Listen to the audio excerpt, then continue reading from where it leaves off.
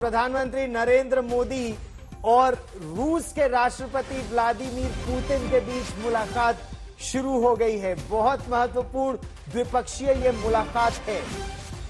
दो महाशक्तियां रूस और भारत, उसके प्रधानमंत्री और राष्ट्रपति के बीच ये मुलाकात है। समरकंद में प्रधानमंत्री नरेंद्र मोदी और रूस के राष्ट्रपति व्लादिमीर पुतिन के बीच की है ये मुलाकात और पूरे विश्व की नजर इस मुलाकात पर है, क्योंकि भारत समेत दुनिया के कई देश ये प्रयास कर रहे हैं कि शांतिपूर्वक तरीके से बातचीत के जरिए यूक्रेन की समस्या का समाधान भी निकाला जा सके। और भारत लगातार यही दबाव, यही कोशिश करता रहा है कि यूक्रेन के साथ जो समस्या रूस की है, बातचीत के जरिए बिना हिंसा के, बिना सीमा पार किए इस समस्या का समाधान निकले।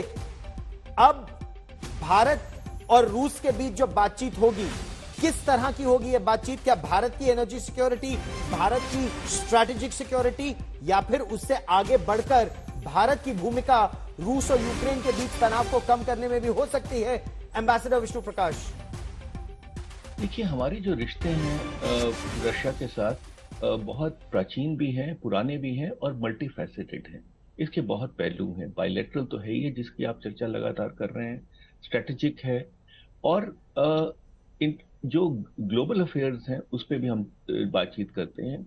और एक देखिए, जो हमने जिस तरह से बैलेंस्ड रुख अख्तियार किया है, कितने नेता हैं दुनिया के आज के दिन में जो कि पुतिन को अपना डिस्पैशनेट एडवाइस दे सकते हैं, काउंसिल दे सकते हैं। उसमें से एक प्रधानमंत्री मोदी हैं, जिनकी पुतिन बहुत इज्जत करते हैं। इनके दोनों के जो रिलेशनशिप है बहुत अच्छे हैं, और जाहिर है कि प्रधानमंत्री उनको अपना एडवाइस देंगे, और जो एडवाइस है वो यही है कि शांति का रास्ता इख्तियार किया जाए। और कोई तरीका है नहीं गौरव, क्योंकि उसके अलावा सिर्फ विनाश होगा।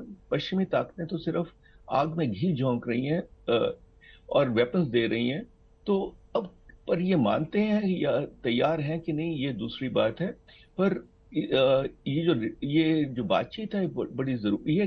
जैसे आपने कहा कि ऊर्जा और अन्न की बात होगी, रशिया के पास ऊर्जा है, भारत के पास अन्न है जी, और हर एक पहलू से देखा जाए तो कॉम्प्लीमेंट्री इकोनॉमीज हैं।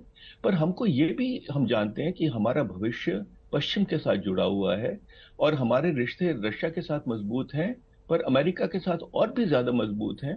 और ये सबको समझना होगा कि हम वो करेंगे जो हमारे हित में है, पर हमारा रिश्ता एक देश के साथ बढ़े, इसका मतलब ये नहीं है कि हम दूसरे के खिलाफ हैं। ये बड़ी बात आपने कही।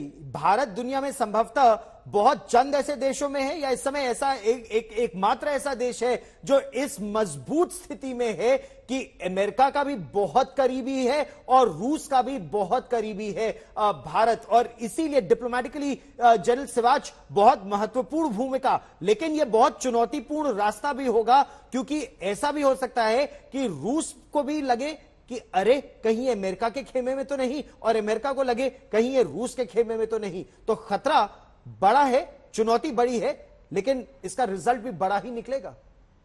हाँ बिल्कुल, देखो गौरव, इसमें कोई शक नहीं, भारत एक स्ट्रेटेजिक ऑटोनॉमी का मुजाहरा कर रहा है, और भारत के रिलेशन अमेरिका के साथ भी बहुत हैं, स्ट्रेटेजिक पार्टनर हैं। इसके साथ साथ भारत के रूस के साथ बहुत घनिष्ठ रिलेशन है, आज से नहीं 1971 से।